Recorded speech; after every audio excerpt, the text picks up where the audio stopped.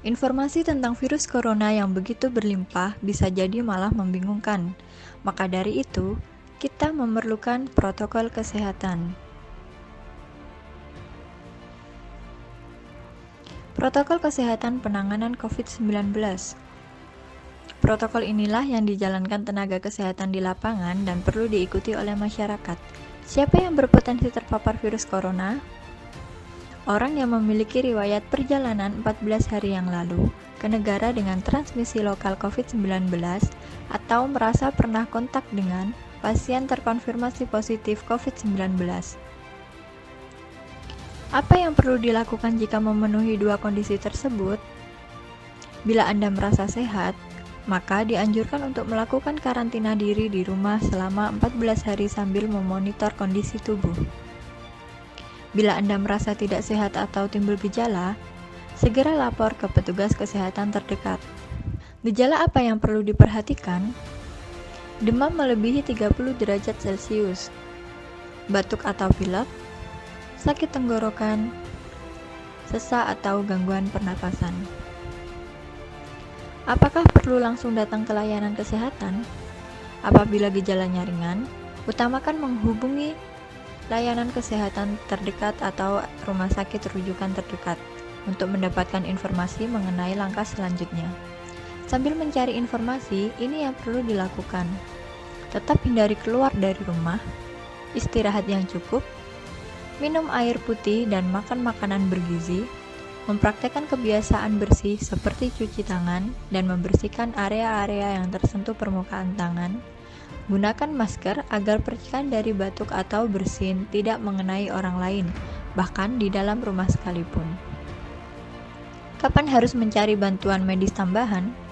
Bila gejala yang dirasakan cukup parah, misalnya sesak nafas berat, atau apabila Anda dalam klasifikasi kelompok rentan, karena berusia lebih dari 60 tahun, memiliki penyakit kronis seperti diabetes, hipertensi, gangguan imun, ada riwayat sakit pernafasan, dan lainnya.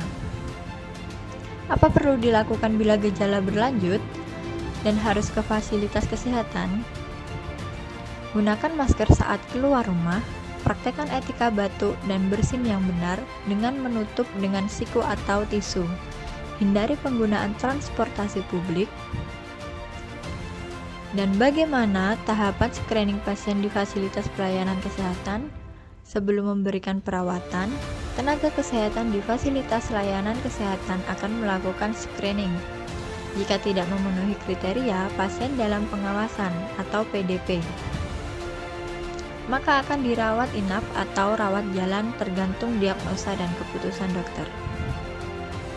Jika memenuhi kriteria pasien dalam pengawasan COVID-19, maka akan dirujuk ke salah satu rumah sakit rujukan, didampingi oleh tenaga kesehatan yang menggunakan alat pelindung diri atau APD. Di rumah sakit rujukan, spesimen pasien diambil untuk pemeriksaan lab dan pasien akan ditempatkan di ruang isolasi. Spesimen dikirim ke Badan Penelitian dan Pengembangan Kesehatan di Jakarta. Hasil pemeriksaan pertama akan keluar dalam 24 jam. Jika hasilnya negatif, pasien akan dirawat sesuai dengan penyebab penyakit. Jika positif, maka pasien akan dinyatakan sebagai penderita COVID-19. Diambil sampel setiap hari dan baru akan dikeluarkan dari ruang isolasi jika pemeriksaan sampel 2 kali berturut-turut hasilnya negatif. Itulah informasi dan protokol kesehatan untuk masalah COVID-19 yang perlu diikuti oleh masyarakat. Sakit akibat virus corona dapat disembuhkan, namun begitu lebih baik mencegah dan tidak menularkan kepada masyarakat yang lebih rentan. Tetap di rumah dan jaga kesehatan untuk mencegah paparan virus COVID-19.